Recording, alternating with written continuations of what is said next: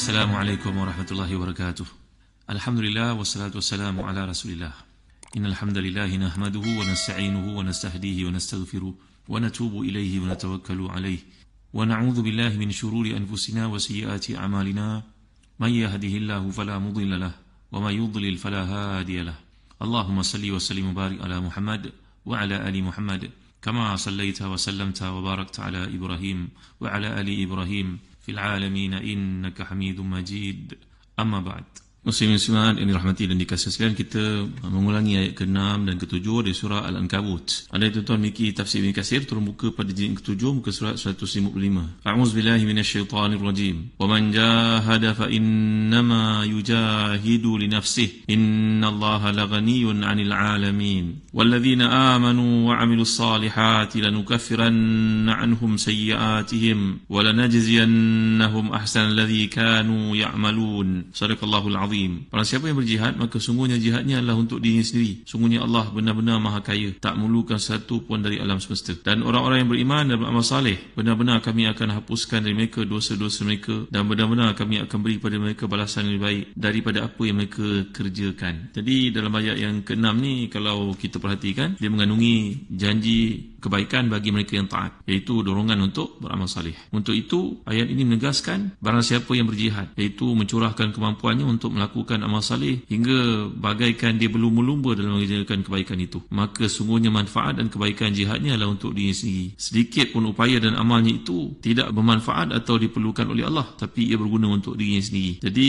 yang berjihad hendaknya jangan berhenti di tengah jalan untuk menuntut balasan, kerana sungguhnya Allah maha kaya. Kerana Allah benar-benar maha kaya, tak memerlukan apa pun mereka. Bahkan Allah tidak memerlukan apa pun dari semesta alam ini, dan kekayaannya begitu melimpah hingga pasti janji Allah SWT akan dipenuhi. Ini terhadap yang berjihad demi kerana Allah. Sebaliknya, orang yang berbuat sesuatu sebagai contohnya berperang ataupun mengajar orang ataupun berinfak, dia melakukan perkara tersebut untuk ditunjuk-tunjuk kepada manusia, maka ia tidak berguna baginya. Sebab di akhirat nanti, seperti yang telah kita pelajari, orang yang pertama sekali akan dicampakkan ke dalam neraka lantaran buatan riak yang dilakukan itu adalah 3 golongan ini. Yang berjihad disangka ke orang berjihad itu kerana Allah, tapi sebenarnya untuk dipanggil orang pemberani, pendekar. Yang kedua, banyaknya infak dia, disangkakan dengan infaknya dia beli syurga Allah, tapi tidak. Masakan, kerana dia telah melakukan infak itu agar dipuji orang sebagai dermawan, hartawan yang dermawan. Yang ketiga pula, seorang yang alim, yang memahami kitabullah, orang yang berilmu, mengajar manusia untuk perkara-perkara berkaitan syurga, neraka, halal, haram, tapi yang ditagihnya daripada amalannya itu, kerjanya itu adalah dipanggil orang supaya dia mendapat habuan daripada dunia. Maka ketiga-tiga golongan ini ke neraka lah jawabnya. Jadi perkataan jahada ini, kalau kita perhatikan, datang perkataan juhdun, iaitu kemampuan. Jadi asal perkataan ini menggambarkan adanya upaya yang bersungguh-sungguh. Jihad yang dimaksudkan kat sini bukanlah arti kata mengangkat senjata kerana berperang seperti yang berlaku, yang kita faham. Tapi sebenarnya ayat ini telah kita tegaskan dari awal, ia merupakan surah Makkiyah, dan surah Makkiyah sifatnya adalah dakwah, sifatnya adalah pengukuhan kepada akidah. Belum ada seruan untuk jihad, kerana seruan untuk jihad itu hanya berlaku bila umat Islam telah pun stabil di Madinah. Maka khitab yang ditujukan kat sini adalah khitab untuk disebut seolah-olah macam merujuk kepada Nabi SAW. Tapi yang sebenarnya kalau kita pelajari dari sudut bahasa, ini adalah khitab yang bersifat, yang nampak seperti khusus, tapi sebenarnya dia bersifat umum, kerana seruan ini ditujukan kepada manusia keseluruhannya. Tengok ya, dalam Al-Burhan, Al-Imam Badruddin Al-Zarkashi menjelaskan ada berbelas-belas bentuk khitab dalam Al-Quran. Ada khitab yang bersifat am, memang dikehendaki dengannya umum. Ada khitab bersifat khas, dikehendaki dengannya perkara yang memang khusus. Ada khitab yang nampaknya khas, tapi dikehendaki padanya adalah untuk umum, untuk semua orang. Macam contohnya menerusi surat Talaq, ayat yang pertama, bila Allah turunkan firman-Nya, perintahnya, auzubillahi minasyaitonirrajim, ya ayuhan nabiyyu idza talaqtumun nisaa, wahai nabi, apabila engkau mentalakkan orang perempuan. Jadi seruan itu nampaknya kepada nabi, tapi sebenarnya mesejnya untuk semua kaum muslimin dalam isu berkaitan dengan talak ini, perhubungan suami isteri. Begitu juga kita dapat lihat dalam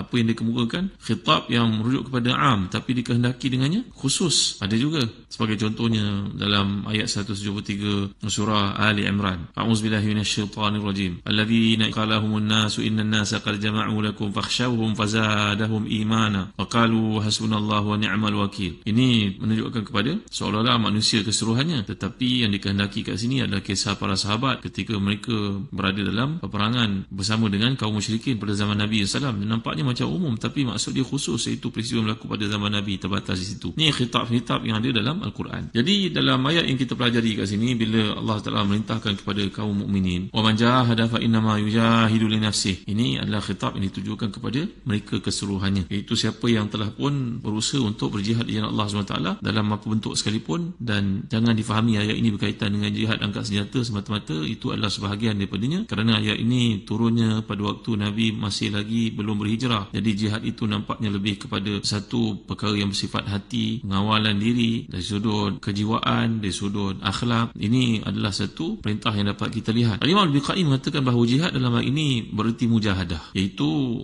melawan dorongan hawa nafsu. Kata ulama yang terkemuka ini, kata seperti ini tidak disebut objeknya, kerana itu pula maka yang disebut meraih manfaatnya adalah nafs, iaitu dengan mengatakan fa innama yujahidu li nafsihi, maka siapa yang dapat mengawal hawa nafsunya, maka sebenarnya dia telah pun memberi satu kebaikan untuk dirinya sendiri. Demikian juga dikatakan Sayyid Qutb, kata pentafsir Al-Quran yang terkemuka dalam tafsirnya yang hebat ini, namanya Fi Zilalil Quran. Kalau tuan-tuan ada peluang bacalah, bagi mereka yang belajar bahasa Arab utamanya lebih lagi digalakkan, kerana uslub Sayyid Qutb ni sangat menarik, kekuatan bahasa yang ada padanya. Memang Sayyid Qutb ni terkesan ataupun dipengaruhi oleh seorang penulis sebelumnya nama Abbas Al-Aqad, tapi memang membaca tulisan Sayyid Qutb ni penting, utamanya bagi mereka yang belajar dalam bidang lugawiyat. Jadi kata Sayyid Qutb, jihad ini adalah meningkatkan kualiti seseorang itu dan juga kekuatan hatinya. Jadi menjadikan dia dapat memperluaskan ufuk wawasannya, menjadikan dia mampu mengalahkan sifat tamak, sifat cinta pada harta, dan juga dapat membangunkan potensi-potensi positif yang terdapat dalam dirinya. Jadi ini semua ada berkaitan dan akan memberi kesan pada masyarakat orang kelilingnya. Maka itulah yang akan melahirkan satu bentuk perjuangan arus yang namanya hak dan juga salah, iaitu kebaikan-kebaikan dalam masyarakat. Ibn Ashur pula seperti biasa mengemukakan pandangan berbeza daripada orang lain, iaitu beliau memahami jihad ni dalam erti memerangi kaum kafir serta membela ajaran Islam, tapi dalam erti mempersiapkan jiwa muslimin untuk berperang walaupun belum diperintahkan pada waktu itu. Tapi ayat-ayat seperti ini telah pun mula dibawakan bertujuan untuk mereka membuat persiapan menghadapi zaman Madinah. Jadi dalam suasana madani mereka akan datang perintah-perintah seperti itu, maka persiapan telah diberitahu lebih awal. Menurut Al-Imam Tahir Ibn Ashur, samalah dengan firman Allah SWT, iaitu dalam surah Al-Fath ayat yang ke-16, a'udzubillahi minasyaitanir rajim, kullil mukhallafina minal a'rabi satud'auna ila qaumin uli ba'sin syadid tuqatilunahum aw yuslimun. Katakanlah kepada orang-orang badui yang telah pun ditinggalkan, maknanya mereka tidak turut serta dalam jihad, kamu akan diajak untuk memerangi kaum yang mempunyai kekuatan yang besar. Kamu akan memerangi mereka ataupun menyerah, iaitu masuk Islam. Kata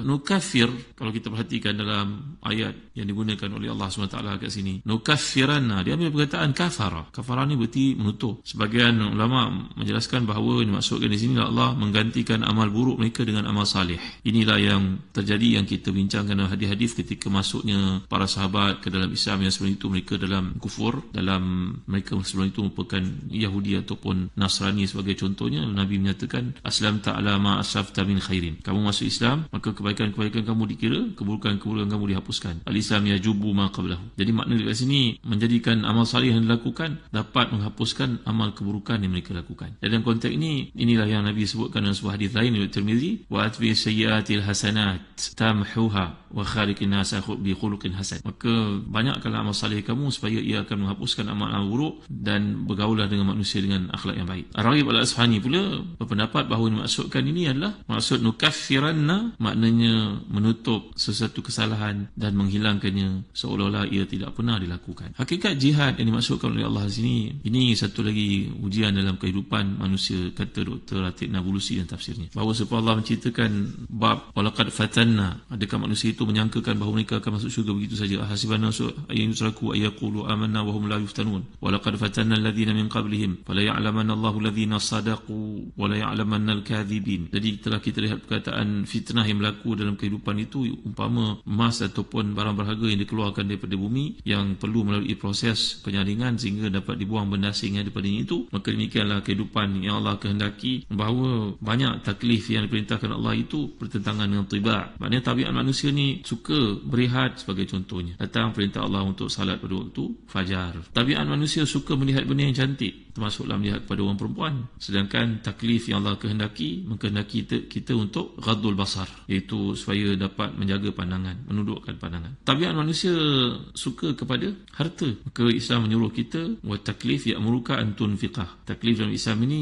sebahagiannya menyuruh kita untuk sedekah, yang wajib adalah zakat. Begitu juga tabiat manusia suka bercerita, tapi Islam mengajar kita supaya jangan melakukan ghibah, namimah, seperti yang telah kita pelajari sebelum ini. Itu ghibah ni zikruka akhaka bima yakrah, menceritakan satu benda terhadap saudara kamu yang kalau didengar tentu dia tidak suka. Itu namanya ghibah, mengumpat. Wa in qulta ma laysa fihi faqad bahatahu, kata Nabi sallallahu. Kalau kamu berkata pula benda yang tidak ada padanya, maka itu dah masuk ke bab tuduhan, buhtan namanya, menuduh. Maka tiba-tiba datang syariat Allah SWT ni untuk mengajar kita supaya kontrol diri kita, jaga diri kita. Ini yang kita lihat dalam surah An-Nazi'at sebagai contohnya, ayat ke-41. A'udzubillahi minasyaitanirrajim. Wa amma man khafa maqama rabbih wa nahan nafsa 'anil hawa fa innal jannata hiyal ma'wa. Siapa yang takut pada maqam Tuhannya dan mencegah nafsunya daripada mengikut hawa nafsu syahwat itu, dalam keadaan ini merupakan perkara yang diharamkan oleh Allah SWT, maka syurgalah tempat tinggalnya. Jadi kalau kita lihat perkataan taklif ni berbanding dengan mengikut nafsu syahwat, yang bab mujahadatun nafs ni, bab taklif. Apa maksud taklif tuan-tuan? Orang panggil mukallaf. Dia datang perkataan kulfah. Masalah daripada kulfah. Kulfah ni maknanya satu benda yang syai'un muklif, satu benda yang ada beban padanya, seperti salat, siyam, haj, zakah, ghadul basar, zikrullah, al-amru bil ma'ruf wa nahyu anil munkar, wa infaqul mal. Semua ni merupakan takalif. Benda-benda itu membebankan bagi orang untuk melakukannya. Salat kena ada tanggungjawab untuk bersuci, pakai pakaian bersih, mencari tempat yang betul, cari arah kiblat. Siyam, puasa,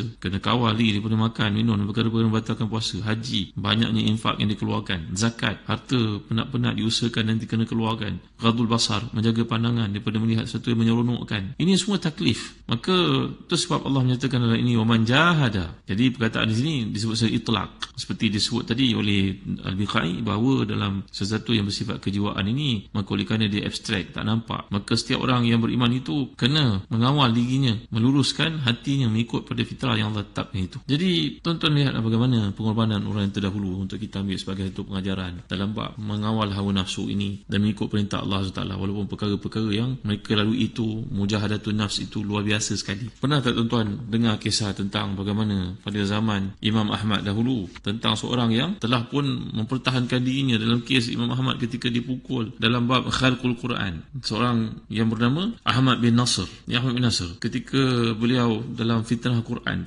ni iaitu satu ujian yang berlaku kepada umat Islam pada zaman Baghdad bila mereka dipengaruhi oleh Mu'tazilah. Maka Ahmad bin Nasr al-Khuzai ini termasuk seorang ulama salaf yang besar, yang banyak mengucapkan perkara kebenaran, merintahkan kebaikan, mencegah kemungkaran. Dia tetap tegak mempertahankan untuk mengatakan Quran itu, bahawa Quran itu bukannya makhluk. Lalu ini Ahmad bin Nasr al-Khuzai ini telah pun dibawa oleh penyokong-penyokong diraja yang bermazhabkan Mu'tazilah pada masa itu. Dibawa ke Samarra. Samarra ni maknanya satu bandar yang dibangunkan pada zaman Abbasiyah dahulu. Samarra datang perkataan Surman Ra'a. Ni satu bandar yang sangat cantik, indah. Dibawa dalam keadaan terikat, lalu ditawarkan kepadanya supaya kembali pada pendapat bahawa Quran merupakan kalamullah. Kena kata Quran itu makhluk, barulah dia akan dibebaskan, dan ditawarkan jawatan yang tinggi dengan keduniaan dan sebagainya. Qadhi yang mengadilinya pula ni merupakan di hadapan seorang khalifah yang jahat pada masa itu, mengatakan bahawa Ahmad bin Nasr al-Khuzai ini halal darahnya. Tuan-tuan dimuliakan Allah sekalian, tapi hebatnya orang ni melawan